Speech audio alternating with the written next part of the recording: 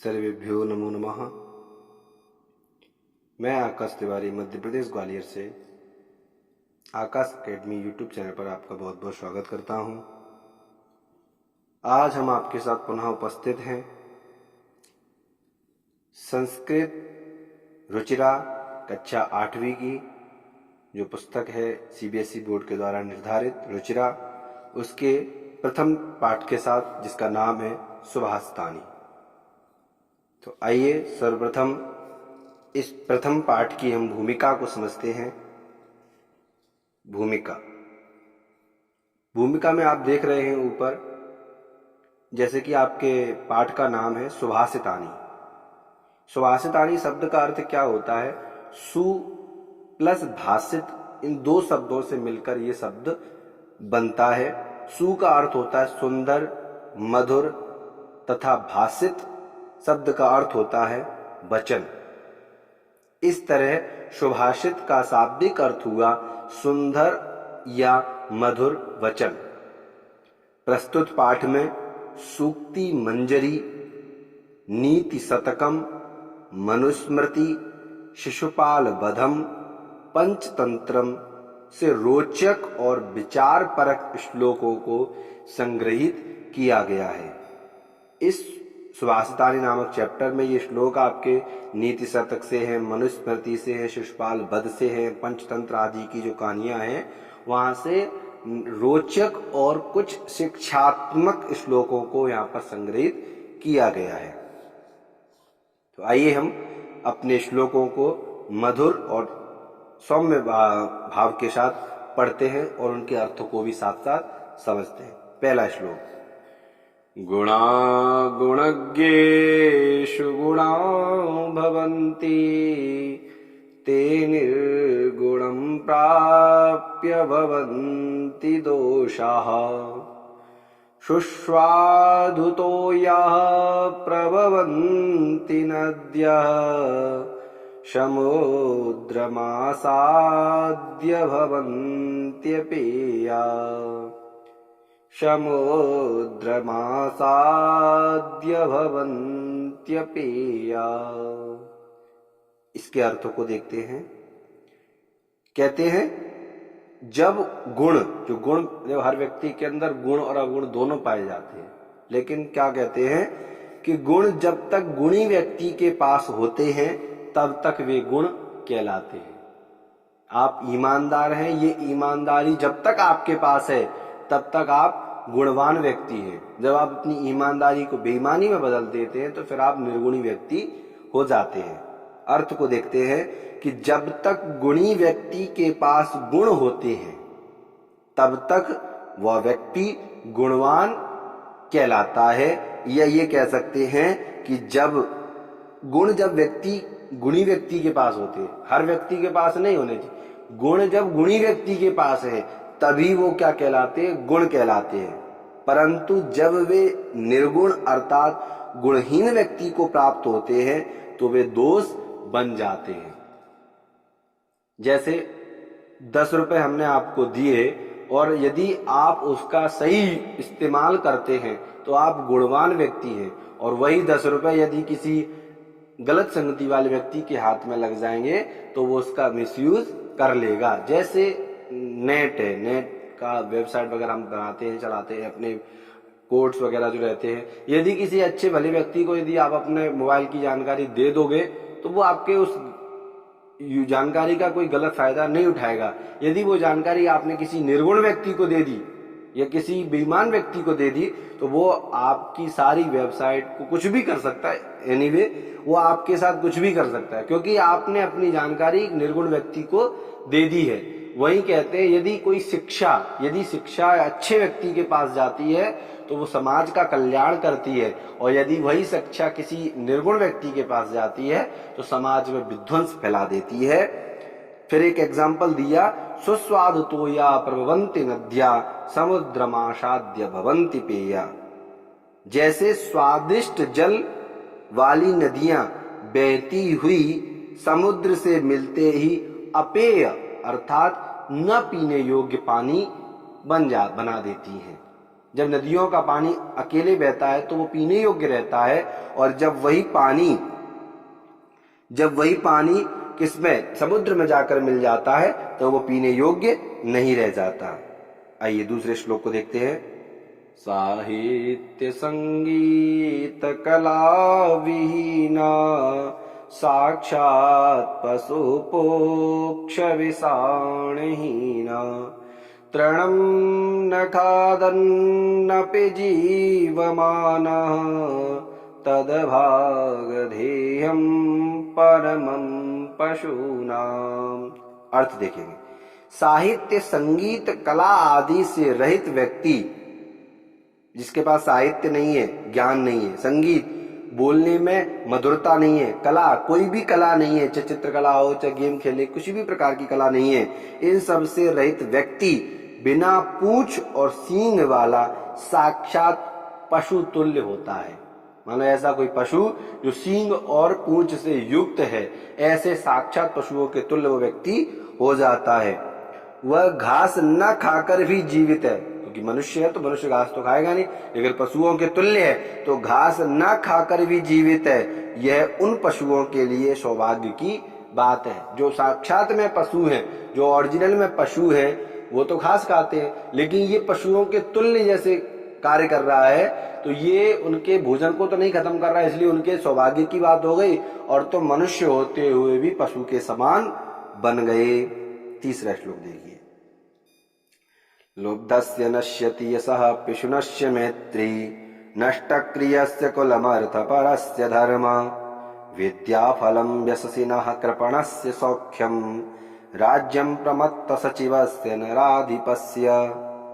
कितनी अच्छी बात कही है कि लुब्धस्य नश्यति, लुब्ध अर्थात लालची, लालची व्यक्ति का क्या नाश होता है, यश, लालची व्यक्ति का यश, पिशुनस्य मैत्री चुगलखोर की मित्रता, नष्टक्रियस्य जो अकर्मण्य व्यक्ति होता है, जो कर्म नहीं करना चाहता, अकर्मण्य व्यक्ति का वंश, और धन के लोभी व्यक्ति का धर्म, जो धन का लालच करते हैं ऐसे व्यक्ति क्या होते हैं, अपने धर्म का नाश कर देते हैं। तो धन के लोभी व्यक्ति का धर्म, विद्या फलम व्यससिनः बुरी लत वाले व्यक्ति की विद्या, कृपणस्य सौख्यम, कृपण अर्थात होता है कंजूस, कृपणस्य सौख्यम, कृपण का क्या नाश होता है, सुख, और आलसी मंत्रियों वाले राजा का राज्य नष्ट हो जाता। राज्यम प्रमत्त सचिवस्य नराधिपस्य, जो आलसी है जिस राजा के मंत्री, ऐसे राजा के राज्य का क्या होता है, नाश हो जाता है। आइए फोर्थ श्लोक पर चलते हैं। आपको जैसे भी लग रहे हो, अगर आपको ये लग रहा है कि सर बहुत तेज तीव्र गति से पढ़ा रहे हैं, तो आप मुझे कमेंट करके बताएं कि आपको पढ़ाने का जो लय है वो कितनी चाहिए। यदि आप नॉर्मल है तो कोई बात नहीं, यदि आपको लगता है सर बहुत थोड़ा तीव्र पढ़ा रहे हैं तो आप अवश्य कमेंट करके बताएं कि सर आप थोड़ा तीव्र बता रहे हैं, आप थोड़ा सा आराम आराम से समझाइए, तो मैं आगे से नेक्स्ट वीडियो में कोशिश करूंगा। और सभी से अनुरोध है कि आप अधिक से अधिक अपने मित्र दोस्त, अपने सहपाठियों के साथ वीडियो को शेयर करें, है ना, जिससे लोग, सब लोगों के पास हमारा जो ध्येय है संस्कृत के प्रचारार्थ, संस्कृत के प्रसारार्थ, वो लक्ष्य की प्राप्ति में हम सभी आप लोग सहायता प्रदान करें। आइए फोर्थ श्लोक पर चलते हैं। पीत्वा रसं तु कटुकं मधुरं समानं माधुर्यमेव जनयेन् मधुमच्छिकासौ सन्तस्तथैव समसज्जन दुर्जनानां श्रुत्वा वचः मधुर सूक्तरसं सृजन्ति। बहुत अच्छा श्लोक है, हमारे जीवन में उपयोगी है। ये भी अभी हमने 2-3 श्लोक पहले पढ़े या जो 14 पढ़ने जा रहे हैं। ये जितने भी श्लोक संस्कृत में, यही सबसे बड़ी बात, अच्छी बात है कि आप अपनी शिक्षा में, अपने अध्ययन के तौर पर, अपने एग्जाम के तौर पर इनको पढ़ें। वो तो आप पढ़ना ही पढ़ना है, लेकिन सबसे अच्छी बात यह है कि यदि आपने इनमें से किसी भी 1-2 श्लोकों को अपने जीवन में उतार लिया तो आपके 101% कह सकते हैं कि आपकी दिनचर्या पर जो प्रभाव दिखेगा वो किसी से कम नहीं हो सकता। आप इन श्लोकों को अपने जीवन में उतार लीजिए, कोई भी व्यक्ति आपको भला या बुरा कह नहीं सकता। आप सबके लिए सम्माननीय हो जाओगे, ना कुछ करते हुए भी आप सम्माननीय बन जाओगे। बहुत अच्छा श्लोक देखिए, इसका अर्थ देखिए। कहते पीत्वा रसं तु कटुकम मधुरम समानम माधुर्यमेव जनैर मधुमच्छिकासौ। जैसे मधुमक्खी, कहते यह मधुमक्खी कड़वा और मीठा रस समान रूप से पीकर, फूलों का रस जो इकट्ठा करती है मधुमक्खी, वो कड़वे पुष्प का भी रस लेती है और मीठे पुष्प का भी रस लेती है, समान रूप से दोनों पुष्पों का रस ग्रहण करती है। लेकिन जब निर्माण करती है शहद का तो वो कैसा होता है, मीठा ही होता है। तो कहती है कि रूप से पीकर मधुर रस का ही निर्माण करती है। कड़वे जो शहद होता है, हनी जो होता है, वो कड़वा नहीं होता, कभी भी मीठा ही होता है। उसी प्रकार संत लोग सज्जन और दुर्जनों की बातों को समान रूप से सुनकर सदा मधुर सूक्त रस या मीठी वाणी का निर्माण करते हैं या बोलते हैं। संतस तथैव सम सज्जन दुर्जनानाम श्रुत्वा बचः, सुनकर जो बोल रहे, बचा मतलब जो बोलते, मधुर सूक्त रसम सृजन्ति, मधुर अर्थात मीठा वाणी, मीठी वाणी को ही बोलते हैं, उसी का निर्माण वो करते हैं। चाहे उनसे कोई व्यक्ति अपशब्द कह जाए, चाहे कोई व्यक्ति उनसे मीठे शब्द कह जाए, सबकी बातों को सुनकर, लेकिन जब वो कुछ बोलते हैं तो मीठा ही बोलते हैं। जैसे मधुमक्खी कड़वे पुष्प का भी रस ले रही है और मीठे पुष्प का भी रस ले रही है, और जब निर्माण करती है, जब बनाती है हनी, शहद का जब निर्माण करती है तो वो मीठा होता है। उसी प्रकार जब कोई संत किसी भी अच्छे व्यक्ति की संगति करे या बुरे व्यक्ति की संगति करे, लेकिन जब सब बातों को सुनकर जब उसके बोलने की बारी आती है तो वो मीठा ही बोलता है, कभी भी अपशब्द नहीं बोलता है। आई होप आपको समझ में आ रहे होंगे। आइए अपन 5th श्लोक पर चलते हैं। विहाय पौरुषम यो हि दैवमेवावलंबते प्रासाद सिंहवत्तस्य मूर्धन तिष्ठन्ति वायशाः। बहुत अच्छी बात कही है कि जो व्यक्ति अपने पौरुष अर्थात परिश्रम, मेहनत को छोड़कर भाग्य का सहारा लेता है, जो व्यक्ति अपनी परिश्रम, अपनी मेहनत, अपने पौरुष को छोड़कर अपने भाग्य के सहारे जीने लगता है या भाग्य के सहारे हो लगता है, उस व्यक्ति की स्थिति महलों में बने हुए उस शेर की तरह, या महलों में रह रहे या पिंजरे में रह रहे, या फिर ये कहें कि जू अर्थात चिड़ियाघर आदि में रह रहे उस शेर की भांति हो जाती है, जिसके सिर पर कोए आदि बैठा करते हैं। यदि वह शेर जंगल का हो तो कोए की तो हिम्मत ही नहीं, अच्छे अच्छे जानवर भी उसके सामने आने से कतराते हैं। लेकिन वही जब शेर पिंजरे में बंद हो जाए, वही जब शेर किसी महल में हो जाए, तो उसके ऊपर कोए बैठने लगते हैं कि वो इतना लाचार हो जाता है शेर। उसी प्रकार वो व्यक्ति भी लाचार हो जाता है जो भाग्य के सहारे जीने लगता है। जैसे कुछ लोग आपने देखे होंगे और सुने भी होंगे कि क्या होते, लोग बोलते हैं कि अरे यार कुछ नहीं होता पढ़ने से, जब होगा किस्मत में तो नौकरी लग जाएगी, जब होगी किस्मत में तो खाना मिल जाएगा। एक एग्जाम्पल दें, यदि आपके सामने भोजन की थाली रखी है, जब तक आप खाना खाओगे नहीं तो आपकी भूख खत्म होने वाली नहीं है। चाहे आपके सामने 56 भोग रख दिए जाएं, लेकिन जब तक भोजन नहीं करोगे तब तक आपकी खुराक की जो भूख है वो खत्म होने वाली नहीं है। उसी प्रकार यदि आप कर्म नहीं करोगे तो फल की प्राप्ति भी होने वाली नहीं है। श्रीमद् भगवत गीता में भगवान कृष्ण ने स्पष्ट कहा है कि कर्मण्येवाधिकारस्ते मा फलेषु कदाचना। ये मनुष्य, अर्जुन को संबोधित करते हुए यहाँ पर भगवान ने कहा है कि हे अर्जुन, तू तो कर्म कर, फल की इच्छा मत कर। परिश्रम करो, मेहनत करो, कर्म करो, लेकिन फल की अपेक्षा से रहित कर्म करो, है ना। ये नहीं कि जब हमारे बोर्ड के एग्जाम आ जाएंगे तभी हम पढ़ाई करेंगे, जब हमारे एग्जाम आ जाएंगे तभी हम मेहनत करेंगे। नहीं, मेहनत आप करिए। जैसे भी मान लो कुछ बच्चों ने 20 साल कोरोना के इस पीरियड में बच्चों ने अच्छी मेहनत करी, लेकिन अब कुछ लोग जिन्होंने मेहनत नहीं करी बड़े प्रसन्न हो रहे हैं कि हमने तो पढ़ाई नहीं, पूरी साल पेपर भी नहीं हुए हमारे। तो नहीं, जिन्होंने पढ़ा उनसे पूछिए, क्या उन्होंने कुछ नया नहीं सीखा? क्या आपने कुछ नया नहीं? आप 101% यहाँ से दावे से लिख सके, ऐसा एहसास भी कर सकते हो, महसूस कर सकते हैं कि यदि आप पढ़ें और आप कुछ नया ना सीखें, ऐसा हो नहीं सकता। असंभव वाली बात है कि यदि आप पढ़ रहे हैं और फिर उसके बाद भी यदि आप कुछ नया नहीं सीख पाए तो अवश्य आप कुछ ना कुछ नया सीखेंगे। यदि आप टीचर की सानिध्यता, अपने शिक्षक की सानिध्यता प्राप्त करेंगे तो अवश्य ही आप कुछ ना कुछ नया सीखेंगे। ठीक है, आइए चलते हैं अपने 6वें श्लोक पर। पुष्प पत्र फलक्षाया मूलवल्कलदारुभी धन्या महीरुहा येषाम् विमुखयान्ति नार्थिना। कहते हैं एक धन्य, महीरुआ मतलब होता है वृक्ष, वो धन्य या धनवान या ये कह सकते हैं कि वो धन्य कब है, वो सौभाग्यशाली कब है, जब उसके पास पत्र भी हो, उसके पास फूल भी हो, उसके पास फल भी हो, उसके पास जड़ भी हो, छाया भी हो, छाल भी हो, लकड़ी भी हो।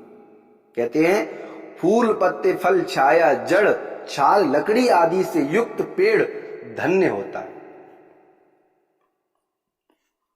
ऐसा पेड़ धन्य है, सौभाग्यशाली है ना, उसका जीवन धन्य हो गया, जिसके पास पत्ते भी है, फल भी है, छाया भी है, फूल भी है, जड़ भी है, छाल भी है और लकड़ी भी है, जिसके कारण याचक कभी भी उनसे विमुख या निराश नहीं होते। ये सब चीजें जिस वृक्ष के पास होंगी, याचक अर्थात कुछ याचना करने वाला, जैसे हमें वृक्ष से फूल चाहिए तो हम वृक्ष के लिए हम कौन हो गए, याचक हो गए। तो हम जैसे याचक उस फूल वृक्ष के सौभाग्य से, उस वृक्ष के बड़े ही कह सकते हैं कि उसकी कर्म में हम बड़े बंधन में बंधे होते हैं उस वृक्ष की, है ना। उस वृक्ष की हम सदैव प्रशंसा करते हैं जिस वृक्ष से आसानी से हमें सब कुछ चीज प्राप्त हो जाए।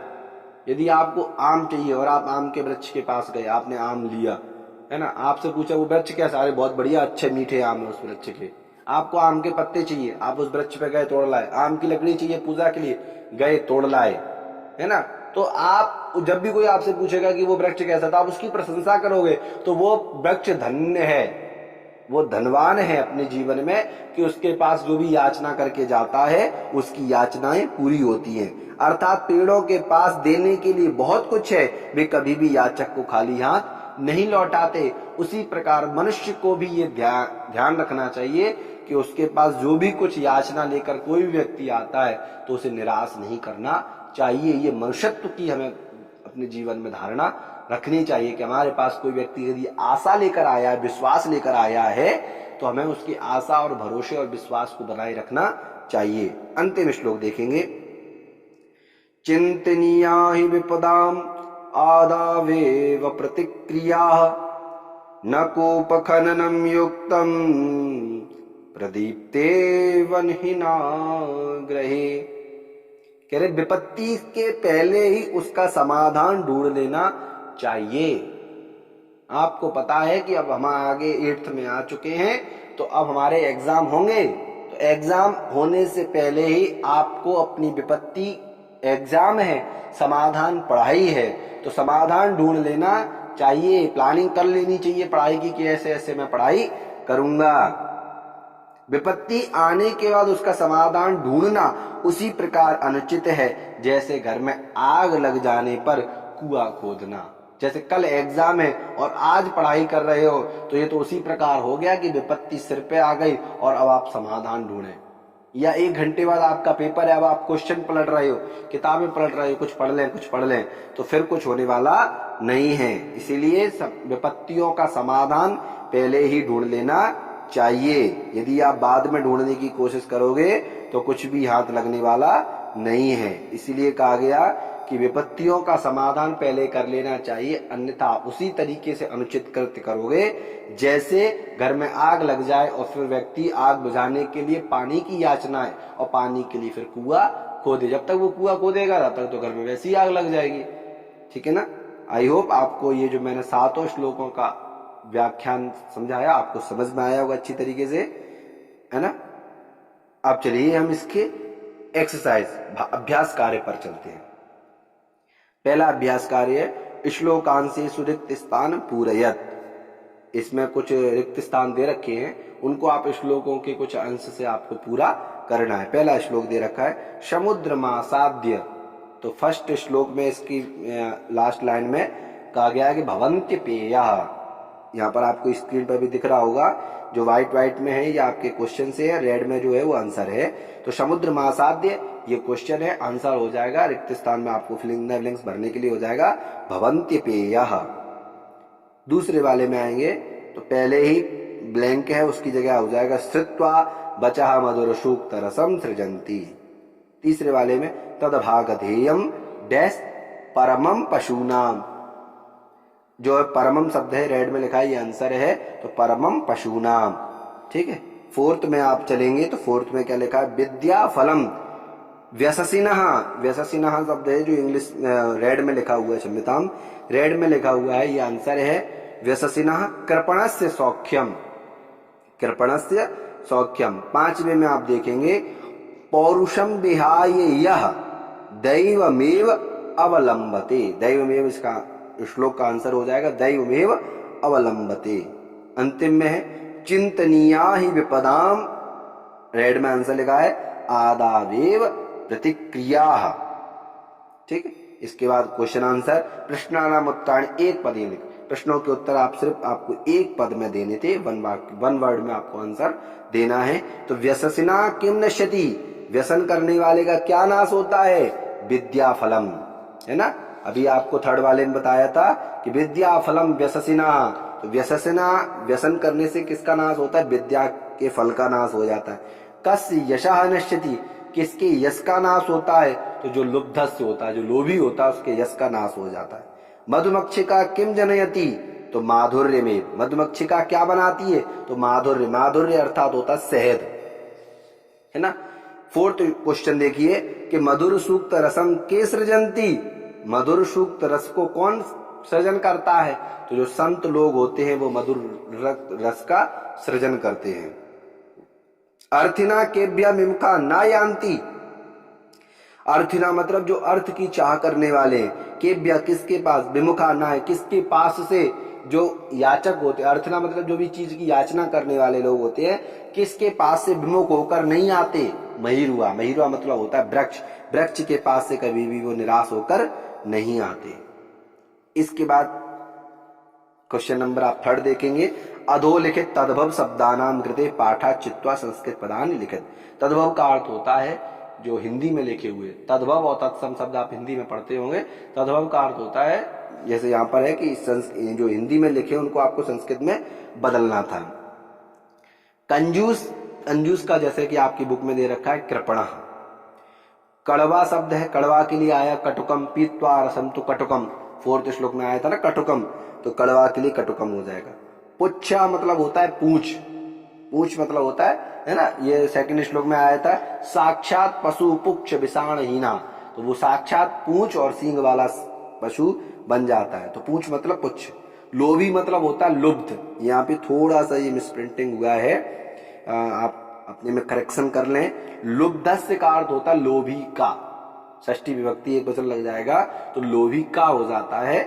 जब यहाँ पे पूछा लोभी, लोभी को हम कहते हैं लुब्ध, लोभी को क्या कहते हैं हम, लुब्ध कहते हैं। षष्ठी विभक्ति लग गई है, थोड़ा मिसप्रिंटिंग हुआ है, आप अपने में करेक्शन कर सकते हैं। बाकी इसका अर्थ गलत नहीं है, आप इसको भी ऐसे का एज इट इज लिखोगे तो भी गलत नहीं होगा, क्योंकि वह विभक्ति बस लगी है कि विभक्ति का अर्थ हो गया लोभी का, बाकी अर्थ शब्द वही है। ठीक, आगे चलिए। फोर्थ में क्या लिखा है मधुमक्खी, मधुमक्खी को हम संस्कृत में बोलते हैं मधुमच्छिका। पांचवें में तिनका, तिनका को हम बोलते हैं तृणम, है ना। तृणम न खादन नपि जीवमानः, तृण मतलब होता है तिनका, घास आदि के तिनके न खाते हुए भी वो जीवित हो रहा है। ठीक है, इसके बाद आप चलते हैं क्वेश्चन नंबर फोर्थ पर। क्वेश्चन नंबर फोर्थ पे आप देखेंगे कि अधोलिखित वाक्येषु कर्तृपदम क्रियापदम चित्वा लिखित, इन वाक्यों में से आपको क्रियापद और कर्तृपद दोनों को निकालकर लिखना था। ठीक है, तो कर्तृपद और क्रियापद आपको दोनों को अलग अलग करना है। तो कर्तृपद में आप देखेंगे क्या देखना है आपको कि यहाँ आप देखें एक तरफ आपके वाक्य दे रखे हैं, एक तरफ आपके कर्ता और एक तरफ आपको क्रिया, तो वाक्य में से कर्ता और क्रिया दोनों को आपको भिन्न करना था। तो जैसा कि पहला एग्जाम्पल आपको दिख ही रहा होगा, संता मधुरसूत रसम सृजंती, तो पहले में संता कर्ता हो गया और सृजंती क्रिया हो गई। दूसरे में पूछा निर्गुणम प्राप्य भवंती दोषाः, यहाँ पर क्रिया और कर्ता कौन है, तो दोषाः शब्द है कर्ता और भवंती क्या हो गई क्रिया। जरूरी नहीं है कि जो फर्स्ट में लिखा होता है वही कर्ता होता है। दोषाः निर्गुणम, निर्गुण किसके पास होते हैं, निर्गुण व्यक्ति दोषों से ग्रसित होता है। गुणेज्ञेषु गुणा भवंती, तो यहाँ पर गुणः भवंती, सेकंड में जो गुणः लिखा है वो कर्ता हो जाएगा, भवंती क्रिया हो जाएगी। मधुमक्षिका माधुर्यम जनयेत, तो मधुमक्षिका माधुर्यम जनयेत, तो मधुमक्षिका क्या है इसमें कर्ता हो गया और जनयेत क्रिया हो गई। पिशुनस्य मैत्री यशः नाशयति, तो पिशुनस्य मैत्री, मैत्री यहाँ पर कर्ता हो जाएगा, नाशयति क्रिया हो जाएगी। नद्यः समुद्रमासाद्य अपेयः भवन्ति, तो नद्या मतलब नदी, भवन्ति मतलब भवन्ति क्रिया है। नद्या यहाँ पर कर्ता है, भवन्ति यहाँ पर क्रिया है। इसके साथ आपका लास्ट एक्सरसाइज हम देखते हैं, जिसमें रेखांकित पदानि आधृत प्रश्न निर्माणम अकुर्ता। रेखांकित शब्दों पे जो अभी आपको स्क्रीन पर दिख रहा होगा कि जो व्हाइट में बोल्ड करके लिखा हुआ है और ब्लैक में आपका पूरा क्वेश्चन है, तो जो बोल्ड है उसके स्थान पर आपको प्रश्न निर्माण नामक स्थान पर आपको कोई भी एक प्रश्न निर्माण के जो शब्द हैं उनमें से कोई भी एक शब्द आपको चुनकर यहाँ पर लिखना है। तो गुणः गुणज्ञेषु गुणा भवन्ति, तो के यहाँ पर क्या हो जाएगा, के गुणज्ञेषु गुणा भवन्ति। ठीक, के गुणः शब्द है, गुणः शब्द का है तो के हो जाएगा, क्योंकि गुणः गुणौ गुणाः, तो गुणा के गुणज्ञेषु गुणा भवन्ति, किसके गुण से किसका नाश नहीं होता है, आदि का इसका अर्थ समझेंगे आप। के गुणज्ञेषु गुणा भवन्ति। दूसरे में पूछे नद्या सुस्वाद तोया भवन्ति, नद्या मतलब नदी, तो क्या हो जाएगा, नदी स्त्रीलिंग शब्द है तो का सुस्वाद तोया भवन्ति। लुब्धस्य यशः नश्यति, लुब्धस्य मतलब लोभी, तो षष्ठी विभक्ति एक हो जाएगा, इस हिसाब से कस्य यशः नश्यति, कस्य यशः नश्यति। मधुमक्षिका माधुर्यमेव जनयति, तो मधुमक्षिका अर्थात स्त्रीलिंग शब्द है तो का माधुर्यमेव जनयति, मधुमक्षिका माधुर्यमेव जनयति। तस्य मूर्धनि तिष्ठन्ति वायसः, तो तस्य कः तिष्ठन्ति वायसः, मूर्धनि तिष्ठन्ति वायसः। ठीक है बच्चों, आई होप आपको ये चैप्टर बड़ी अच्छी तरीके से समझ में आया होगा। आप मुझे अवश्य कमेंट करके बताएंगे कि आपको ये कैसा लगा, है ना। और इसी के साथ साथ आप इसको लाइक कमेंट और सब्सक्राइब आदि करें यदि आपकी इच्छा है तो, किसी से कोई फोर्स नहीं है। बस एक शर्त है कि आप अपने दोस्त यार मित्रों को ये वीडियो जरूर शेयर करें, जिससे सभी लोग, सभी विद्यार्थी इसको पढ़ सके, समझ सके।